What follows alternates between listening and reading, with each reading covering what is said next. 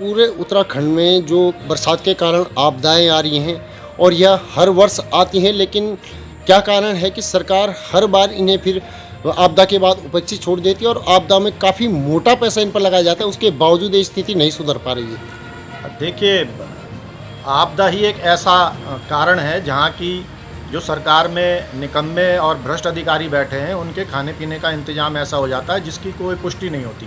क्योंकि आपने आपदा से ठीक पहले या आपदा के टाइम पे आप जो काम कर रहे हैं वो बह गया, वो एस्टिमेट वाकई कितने करोड़ का था, क्या था, उसकी कोई देखने वाला नहीं है, सुनने वाला नहीं है। टेंडर नहीं होते। आपदा के समय जब अगर कोई पुल गिर गया और उस रास्ते को बनाया जाना है, उसके लिए कोई टेंडर नहीं होता, तो वो कितने में हुआ, क्या हुआ, इससे पब्लिक को कोई मतलब नहीं होता। तो आपदा इन अधिकारियों और नेताओं के लिए अवसर के रूप में आता है, इसलिए जो आपदा के बाद जो काम होने चाहिए उन्हें पेंडिंग छोड़ देते हैं। आपको हम बताएं कि 2 साल पहले से हम लोग जो है यहाँ जो कोटद्वार के अंदर जो नहरें हैं, जो गूले हैं, जिनसे कि आपदा के समय जो बारिश होती है उसका पानी बह के नदियों में चला जाता था, उन पे कब्जे हो गए हैं और वो छुड़ाए नहीं जा रहे। इस वजह से लोगों के घरों में पानी घुस रहा है। 2 साल से डीएम कार्यालय से खाली पत्र यहाँ आते हैं, यहाँ एक कमेटी बनी होती है, मगर काम कुछ नहीं होता। क्यों नहीं होता? क्योंकि अगर ये काम हो गया तो यहाँ आपदा में जिस तरीके से लोगों के घरों में पानी घुस जाता है वो घुसेगा ही नहीं। जिस तरीके से अतिक्रमण की वहाँ लोग लगातार शिकायतें कर रहे हैं कि नहरों पे अतिक्रमण हो गया, नालों पे अतिक्रमण हो गया है और उसे ठीक किया जाए, वो आज तक कोई कार्रवाई नहीं होती उस पर। और अभी भी PWD ने ये लिखा है, नगर निगम को लिख के भेजा है कि ये दूध की डेयरी वाली जो सड़क है वो आपकी है, मतलब नाले पे सड़क बना दी गई है और उस पर अतिक्रमण हो रखा है और वो आप हटाइए, मगर नगर निगम उसे हटाने को तैयार नहीं है। तो इस तरीके से ये खाली नोटिस भेजने के बाद सो जाते हैं, या तो नोटिस भेजने के बाद ये लोगों से पैसे ले लेते हैं, इसके बाद काम नहीं करते, या फिर ये सो जाते हैं। तो ये बताएं कि ये क्यों सो जाते हैं। आपदा नहीं आ रही है। जो पुराने ज़माने में जितनी बारिश होती थी, अगर आप उसका परसेंटेज देखेंगे तो करीब करीब वही परसेंटेज है।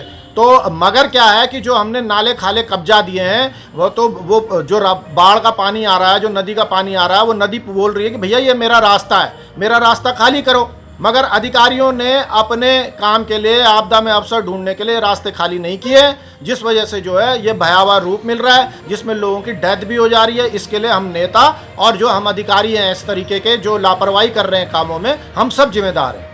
इसके लिए क्या सरकार को करना चाहिए, किस तरह से सही किया जा सकता है? देखिए, इसके लिए सबसे पहले जो पुराने रास्ते नदी नालों के हैं उनको खुजवाइए। और जब सरकार ने ये कहा है कि 100 साल पहले जो बाढ़ का क्षेत्र होगा वहाँ कोई निर्माण कार्य नहीं होगा, सरकार ही खुद निर्माण कार्य उन क्षेत्रों में करा रही है। तो सरकार जब खुद उन अपने ही कामों का उल्लंघन करेगी तो उसमें कैसे जो है लोग बच पाएंगे? तो लोग भी फिर उल्लंघन कर देते हैं। तो ये जो नदी खाले नाले जितने भी हैं उनके किनारे किनारे जो भी बसावटें हैं, जो कि नालों की ज़मीन है, उसको जब तक अतिक्रमण मुक्त नहीं कराया जाएगा, इससे भारी विपदा हमें देखनी पड़ेगी और जान माल का नुकसान भी सहना पड़ेगा।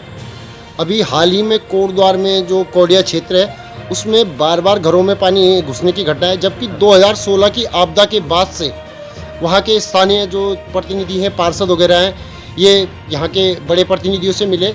यहाँ तक कि स्थानीय विधायक कोटद्वार पर यह भी उन्होंने आरोप लगाया है कि उन्होंने कहा कि पैसे नहीं है वहाँ पर सही करने के लिए। ऐसे में ये स्थिति क्यों हो रही है? क्यों नगर निगम भी और विधानसभा जो हमारे विधानसभा प्रत्याशी हैं या अध्यक्ष हैं वो भी इसमें आंखें बंद करके बैठे? देखिए, 2 तरीके के इसमें भी है। जो नाले की ज़मीन है उसमें लोगों ने निर्माण कार्य कर दिया है, वो लोगों की क्या अपनी ज़मीन है? वो नहीं है, वो नाले की ज़मीन है जहाँ गरीब लोग आके बस गए हैं। सरकार ये ढिंडोरा तो पीटती है कि प्रधानमंत्री रोजगार वो जो भवन निर्माण की वो है उसमें हम लोगों को मकान बना के दे रहे हैं, पर वो मकान किन को दे रहे हैं? ये साफ हो रहा है कि मकान उन लोगों को दे रहे हैं जो इनके चमचे हैं या जो पैसे दे के काम करा रहे हैं। जिनको मकान मिलने चाहिए उन लोगों को, जिन्होंने नालों में घर बना लिए हैं, दरअसल ये स्कीमें उनके लिए हैं, तो वो ज़मीनें उनको अलॉट की जाए जहाँ निर्माण कार्य होना चाहिए। मगर हो क्या रहा है कि उनके लिए तो कुछ है नहीं सरकार पे योजना, वो किसी को घूस नहीं दे सकते, नेताओं से उनके संपर्क नहीं है, इसलिए जो है जो छुटभैये नेता हैं उन्हें वहाँ बसा देते हैं। उन्होंने उसकी रजिस्ट्री भी कराई होगी। ये रजिस्ट्रार कार्यालय का भी घपला है कि वो यहाँ नजूल भूमि की मलबे में रजिस्ट्री कर दे रहा है, सरकारी भूमि की रजिस्ट्री दिखा देता है। तो ये घपला बड़े अधिकारियों का है जिसमें गरीब जनता पिस रही है। उस बेचारे का क्या कसूर है? उसका भी अधिकार है कि वो यहाँ पे रहे, उसको मकान मिले, उसको ज़मीन मिले, मगर इस अधिकार को छीन कर जो है बंदर बांट हो, इसलिए ये सारा काम हो रहा है। और उनके घरों में पानी इसलिए घुस रहा है क्योंकि वो तो नाले की ज़मीन है भाई।